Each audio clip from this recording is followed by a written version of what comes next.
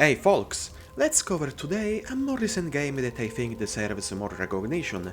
A work of love made by only 3 people that is a nice throwback to the beloved Shadow of the Colossus. That is, I'm talking about Pray for the Gods. Now, Fumito Ueda's masterpiece is one of my favorite games that I love to replay once in a while. A magnificent work that always makes me exclaim, how did I do it? Because it was a kind of miracle running on a limited hardware. And Pray for the Gods took some of the unique features and style of Shadow of the Colossus and tried to blend it with a different and impervious snowy setting, alongside survival elements which are not really my cup of tea. We play as this nameless heroine in a quest to restore balance in her world, suffering from an ice age that is leading humanity to extinction. And the power to restore everything to normal is hidden on a lost island where she wakes up shipwrecked on its shore at the beginning of the adventure. Her quest will require us to search and kill in order 8 gigantic idols scattered around the island, starting from a central hub every time, and then survive along the road that leads to the boss. This approach is indeed very similar to Shadow of the Colossus, from which it also takes inspiration for the way in which these gargantuan creatures must be killed. That is, study their movements, locate the climbing parts, try to reach them by exploiting the scenario or eventual tools, and finally head for the weak spots, which are bell-ringing devices to interact with. But the idols will not stay still, but will try to shake us off and will have to keep a firm grip, taking into account their remaining stamina. So far, it seems like I'm describing a simple clone of Ueda's masterpiece, but in truth, Pray for the Gods has a soul of its own, made up of its snowy setting and other additions. As I said, the game contains survival elements. Hunger, sleep and cold can make the experience quite hellish, and I'm not a fan of these mechanics. For this, I set an intermediate difficulty, where hunger and cold only affect the speed of stamina recovery, while the heat only decreases in certain serious situations. Hunger must be fought by, well, consuming foods, that can be simple berries or the meat of hunted animals, which can be cooked over a campfire, and sleep can be replenished by using consumable sleeping bags or beds located in caves. Cold instead requires to stand near its sources, like the various fires already lit around the map, but the game permits to light campfires by consuming collected wood, which can be used also to light a little bivouac that will last for a little time. Besides, the fire allows certain interactions, such as lighting a torch or arrows that must be used to solve various puzzles.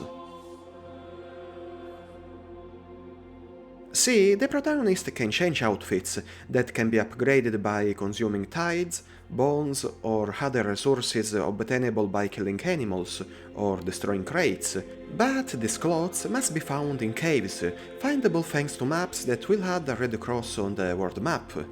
And the puzzles in this game are kinda easy. It's always about lighting treasures that will unlock the chest containing the prize, or other things in between, like lower the water level or open gates for a limited time. Besides, upgraded clothes also have a different design, and the heavier they are, the most protective can be against cold and physical attacks, and movements will be slightly slower. And aside the outfits, there are a total of 6 hidden totems easily detectable by the sound they make when near, and every 3 totems found we can choose to gain more stamina or health.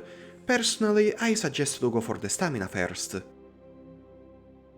And regarding the equipment, it's vital to upgrade the pouch to the maximum as soon as possible, because the slots for consumables are quite few and will need much more immediately. Pray for the Gods is very much about travel and exploration, which is mostly on foot, and there are qualities here that I find very interesting. First of all, the protagonist obtains a sailing glove after the prologue that allows her to glide long distances. And what I like about gliding is that strong winds during the snowstorms can affect the handling, making us faster or very slow or even dragging us. Now, I don't know if this is an original feature of this game, but it's a peculiarity that surprised me. The heroine will also use a grappling hook, which wears out but is easily craftable or repairable. This hook allows to cling to almost any surface, which can also be climbed by hand, making it one of the most important tools that help me in many situations, and is also necessary during the battles with some idols. And still speaking of exploration and obstacles, walking in the snow makes the journey more difficult because the feet will sink into it. However, the snow deforms quite realistically, and retracing the furrows left will no longer be an impediment, and I think it's a very neat feature. And apart the traveling and surviving the dangers of nature, there are also clashes against undead warriors, which spawn in specific places and can be of various tiers. And to be frank, these battles are rather blunt, because the enemy eye seems often brain dead. See, they attack in turns, and even slowly. And the weapons in this game wear out until they break and must be repaired or disassembled to obtain some spare parts. However, after a while they be found in abundance, and personally I have never had a problem disassembling a worn out weapon instead of repairing it in favor of a new one I just found. Anyway, all the weapons have the same combo, and the higher tiers differ for higher damages and durability, and the enemies are also always the same, apart the Spectre is killable with a single timed hit or just by touching them with a lit torch. And then there are these champions located in their own arenas. These enemies can be considered like mini-bosses. They hit quite hard, but their attacks are easy to telegraph, and beating them is quite easy. Just attack their legs until they fall on their knees, and then climb their back and sound the bell before they do a special attack. When they die, they drop some crafting parts and even a unique piece of equipment, like this soul bow which has high accuracy. Overly, Pray for the Gods is an epic adventure, with many limits perhaps, but we shouldn't forget that it's the work of only 3 people, and personally I forgive them some technical problems. Just saying, the battles with the idols can be spectacular, though sometimes they felt a bit derivative, but in this case I was really surprised.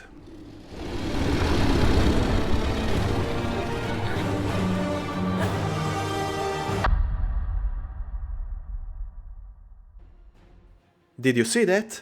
The freaking idol just smashed the poor protagonist on his shoulder. This was something we wanted to see happen in Shadow of the Colossus back then, but it wasn't implemented. I remained speechless. And the music score by Ian Dorsch is beautiful. Seriously, certain pieces gave me epic vibes. It perfectly fit the game's atmosphere, as well as the roaring sound of the strong winds during exploration and especially the blizzards. And wandering around the island is never boring, and I'm not wanting the survival mechanics which are more of a nuisance, at least for me, but rather for the care of environmental storytelling.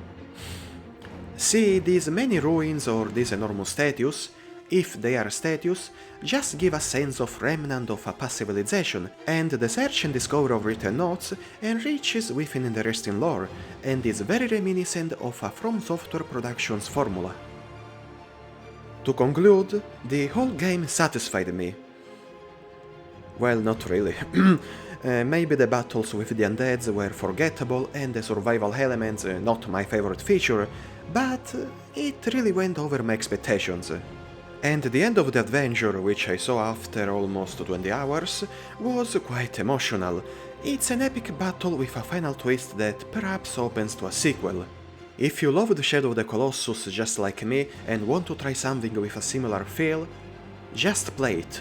It's not terrible as many others say, instead it's a great achievement by a small team that deserves much more. As always, a warm thanks to all viewers, and see you in the next entry.